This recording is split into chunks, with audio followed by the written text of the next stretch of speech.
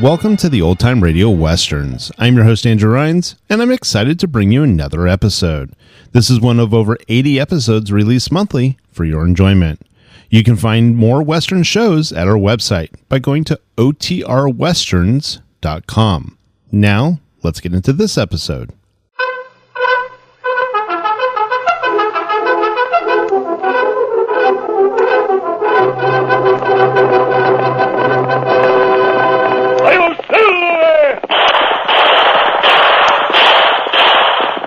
Horse with the speed of light, a cloud of dust, and a hearty Hi-Yo Silver, the Lone Ranger.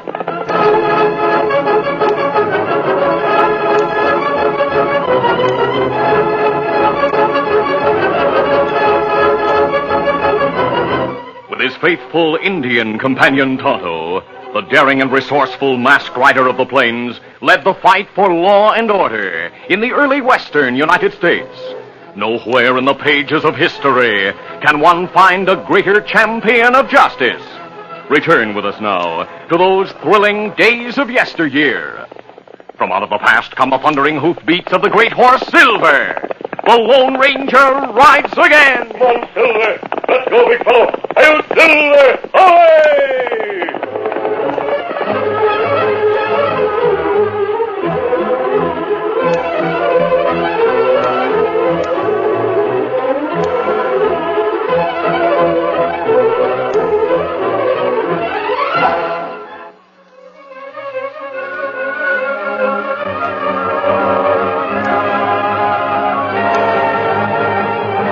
Rufus Van Port sat in his large business office in St. Louis and listened as his business partner, John Holly, talked. Rufus, you've been making trips to the far west to buy cattle for over 20 years. Time you took it easy and let your son Ted take over and do our cattle buying. No, it isn't that I don't trust Ted's judgment, John. I know he could do it. Then why in tarnation do you hesitate to send him? He's a good horseman, a fine marksman. He certainly ought to be able to take care of himself out there. Of course he could. Well, then what's your reason for not wanting him to go? John, Ted's all I have now that Martha's gone. Suppose the West appeals to him so much he doesn't want to come back to this business. Fiddlesticks. Why would he want to stay out there? John, there's something no one else ever knew except Martha. I'm going to tell you now. Oh, what? Ted isn't really our son. What? We adopted him. But I thought... Like everyone else, you thought Ted was born in Kansas City when Martha was visiting her folks there while I went west on a cattle buying trip. That's right. Well, it didn't happen that way at all. I brought Ted back with me from the west when he was about 6 months old. Well, tell me about it. I took a stage from Pecos on the way back east. A young woman with 2 babies rode in the same coach with me. They were twin boys. She seemed poverty-stricken and unhappy. Go on, Rufus.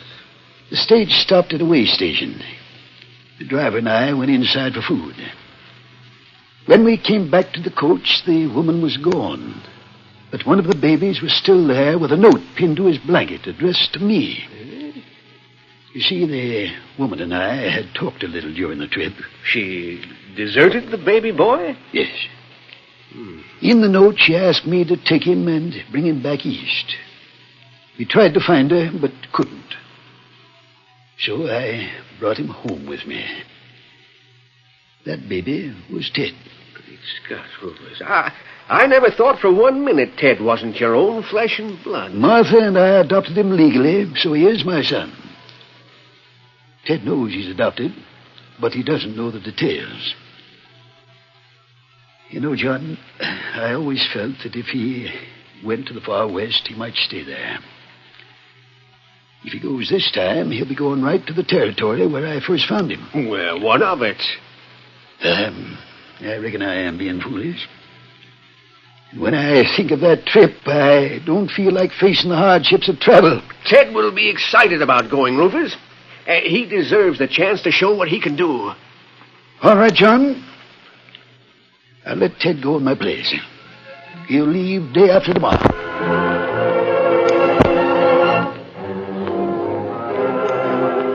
Several weeks later, a young man with a hard, cold look on his face backed toward the door of a cafe in a town near Pecos.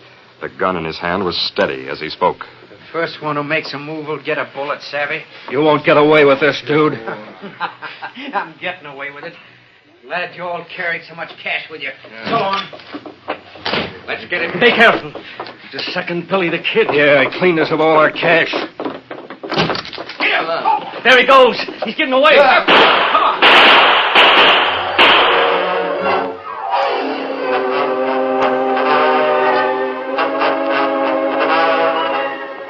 The next afternoon, the Lone Ranger and his Indian companion Tonto rode the trail through the hills east of Pecos. We still hunt for Eaton gang, Kimasabi? No, Tonto. Eaton and his men are said to have crossed the border. Right now, we're looking for a lone wolf bandit called the Dude. Oh, you not hear of him? When I talked to the United States Marshal in Pecos about the Eaton gang yesterday, I heard about the Dude. The Marshal said his name is really Tom Willis, a fellow about 21. He used to live in this territory with his mother on a rundown farm. Oh. Young Willis resented being so poor and kept to himself most of the time. His mother died a year ago, and he turned bandit and is trying to follow in the footsteps of Billy the Kid. That's not good. After he obtained money by robbing people, Willis bought fancy clothes and riding gear. Because of that, he became known as a Dude. So far, he hasn't killed anyone, but he's become bolder lately and may turn killer. Yesterday, in broad daylight, he held up the cafe in Brighton near here. He's very clever at covering his tracks. We'll try to find him before he does commit murder. Come on, Silver. Get him up, Scout.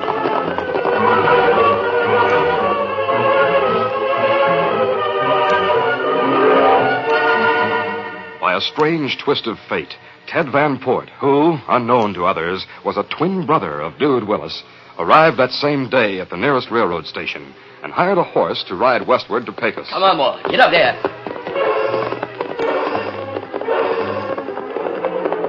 As he rounded a bend in the trail not far from Brighton, he came face to face with the sheriff and his men. Look, Sheriff! It's the Dude! Reach! Stop where you are! Oh, boy. The bullets came mighty close.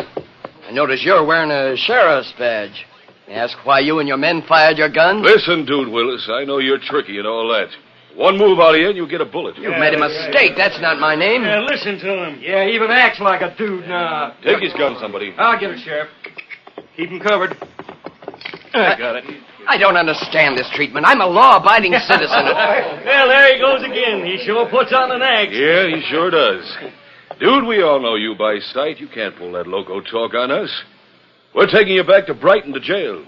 You have a lot to account for. I tell you, you've made a mistake. My name is Ted Van Port. I just arrived in the West. Tommy Rod, we all know you was born near here. Someone must have creased you with a bullet to make you talk that way. But if you give me time, I can prove what I say. Shut up, dude. Now turn around and head for town. You're going to jail. You'll stay there a long, long time. But if... Now, go on. Get up. Get up. Go on. Get up.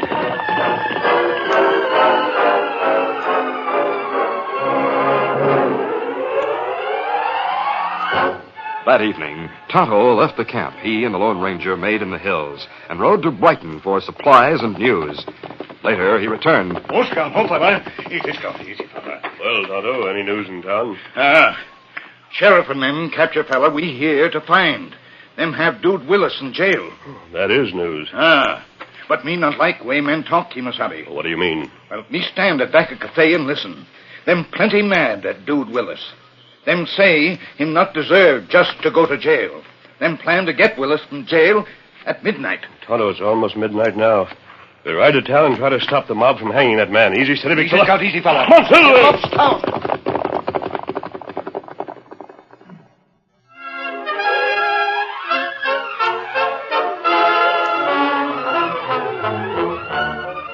The curtain falls on the first act of our Lone Ranger adventure. Before the next exciting scenes, please permit us to pause for just a few moments.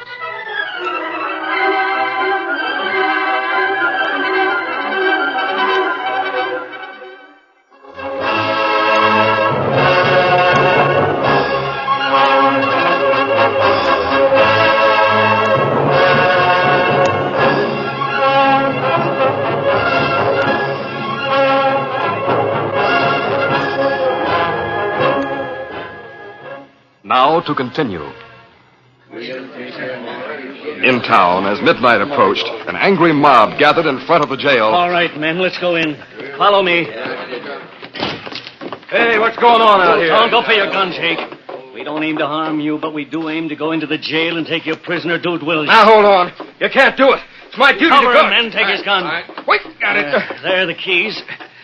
Now, a couple of you men come with me, and we'll bring out Willis. Before long, Dude Willis will pay for his crimes and be a lesson to all other young coyotes who think they can terrorize his territory. Come on. Let's go. Within a short time, Ted Van Port, mistaken for his twin brother, Dude Willis, was taken from the cell and led protesting outside to the big oak tree in front of the jail. Wait, you're making a mistake. I'm not the man you want. No use trying to pull loose, Willis. We're here to see you get the punishment you deserve. What's going on here? We're going to string up this dirty coyote, Sheriff, and you're not going to stop us. The law will take care of him. I'm not going to let you take the law into your own hands like this. Don't draw, Sheriff. A dozen men have you covered. I'll take that gun. Just keep quiet if you know what's good for you. Tie the dude's hands behind his back and put him on a horse. Then we'll get on with the proceedings. Still protesting his innocence, Ted Van Port was placed on a horse with his hands tied behind him, and the horse was led under the large oak tree. All right, we're ready. I'll toss the end of the rope over that limb up there. As the leader of the mob gave his attention to the rope, there was a sudden interruption. Hey! Look, coming from between the buildings. Must be a gang come to rescue him. Duck for cover, everybody. The sudden appearance of the racing horsemen disconcerted the townsmen. Their leader turned to fire at the masked man. One of them smashed out. When they saw their leader fall, the men in the mob were momentarily panic-stricken and scurried for cover as Tonto and the Lone Ranger bore down on them. The masked man faced the crowd with drawn guns, while Tonto cut the rope that bound Ted's wrists and handed him a gun. There, now you're free. Take gun. Thanks. Let's get away from here. Turning in their saddles, the three men fired over the heads of the mob as they hurriedly rode between the buildings.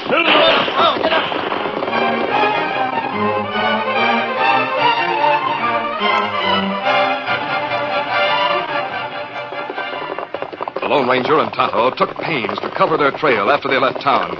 Finally, they arrived at their camp with Ted. Oh, thanks. You men saved my life. We got away with it only because the crowd was taken completely by surprise, Willis. I'm not Willis. Everybody says I am, but my name is really Ted Van Port. I arrived from the East only today. I don't understand all this. Tell me more about yourself. Briefly, Ted told of his father and his life in the East. He showed credentials which the sheriff had failed to remove from his pocket. When he finished, the Lone Ranger spoke. I believe you, Ted. We'll help you. Well, thanks, but what do you make of all this? Well, Ted, I've heard of your father, Rufus Van Port. He's been coming west to buy cattle for many years. Well, that's right. You say he told you you were adopted? That's true. When I was just a baby, a woman left me in a stagecoach in which Dad was riding. He brought me east and adopted me. He said wait a minute. There was another baby boy. I remember now the woman told Dad we were twins. Perhaps Dude Willis was that other baby. Your twin brother. That must be it. But to think of my brother being a crook. Circumstances could bring that about, Ted. The main thing right now is to find Dude Willis and prove to the sheriff and the townsmen that they made a mistake. We'll start at dawn and try to pick up Dude's trail. The following morning, early, the Lone Ranger with Tonto and Ted set out to find Dude's trail. They spent an unsuccessful day, then returned to camp. Tonto again rode to town for supplies. When he arrived at the camp, he brought helpful news. Fella. Easy, fella. Came back in a hurry, Tonto. Me here in town, Dude Willis, hold up stage this afternoon near Narra Pass. Well, that's a break for us. Maybe we'll be able to pick up his trail from there. We'll take Ted with us and leave at once. A posse had been forming to ride to Narrow Pass when Tonto left town. Consequently, the masked man, the Indian, and Ted arrived there first and found the bandits' trail, which they followed. Dude, as usual, had covered his tracks carefully, but the Lone Ranger and Tonto, due to their long training and experience, were soon able to uncover them and continue toward Dude's hiding place. Meanwhile, in an old prospector's shack, Dude lay resting after the stage holdup. I'll soon have enough to take things real easy. Hey, something bothering my horse out there. 3 riders coming. He'll get a good hot reception. Dude crouched near the partly open window, facing the direction from which the 3 horsemen were approaching. Just before they came within gun range, they separated. Gonna try to trick me by coming in from different angles. Stay back or I'll drill you. That masked man on the white stallion. I've heard of him. As bullets whined through the open window, Dude ducked. When he looked again, the masked man wasn't in sight. The Lone Ranger, Tonto, and Ted had dismounted among the trees and under cover of the tall brush moved cautiously toward the shack. Dude watched closely, gun ready. Suddenly, from the window across the room behind him, he heard a voice. Drop your gun, Willis. Hey, what the... Dude whirled to fire at the masked figure. You don't shoot. Oh, my arm! Pick up his gun, Tonto. Me get gun. Well, Willis, you're through. Ted, come on in. Hey, what? I see now why I was mistaken for him. Why, he looks just like me. That's right, he does. Exactly like you.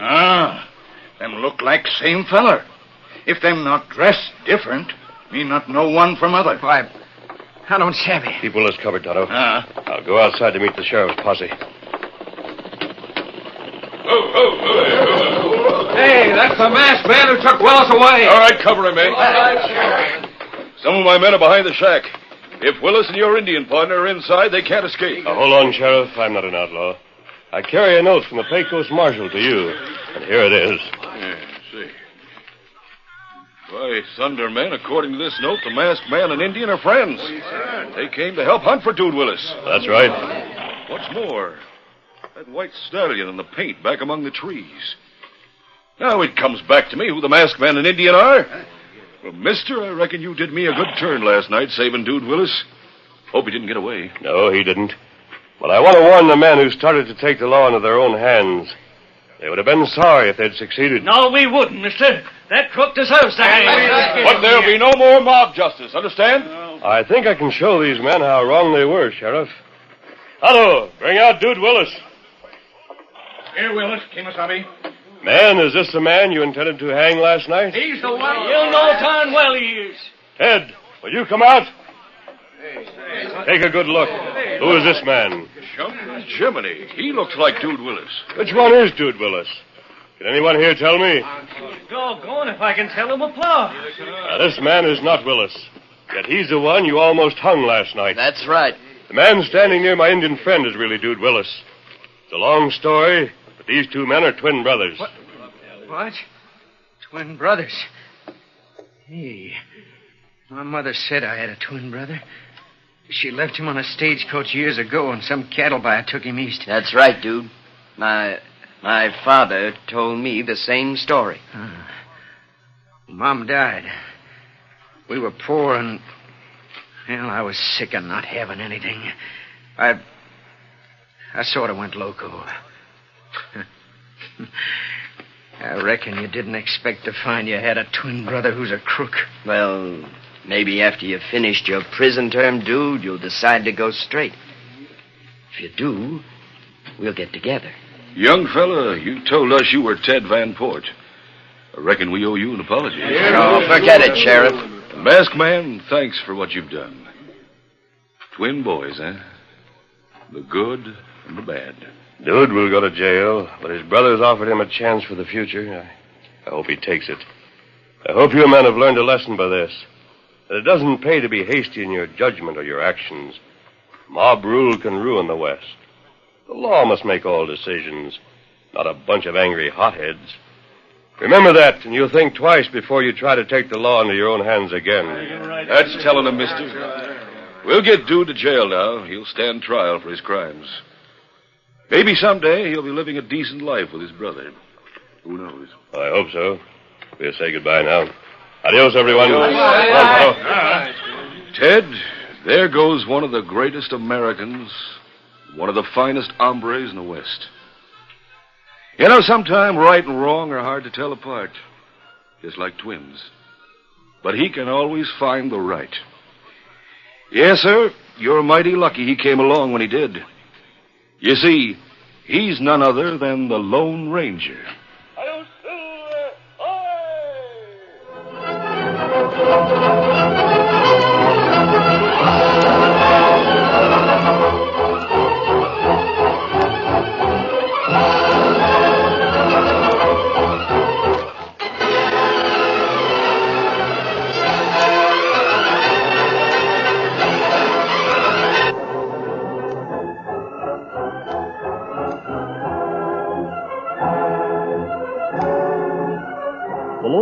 Ranger, a copyrighted feature of the Lone Ranger Incorporated, is created by George W. Trendle, produced by Trendle Campbell Muir Incorporated, directed by Charles D. Livingston, and edited by Fran Striker. The part of the Lone Ranger is played by Brace Beemer. Your announcer, Fred Foy.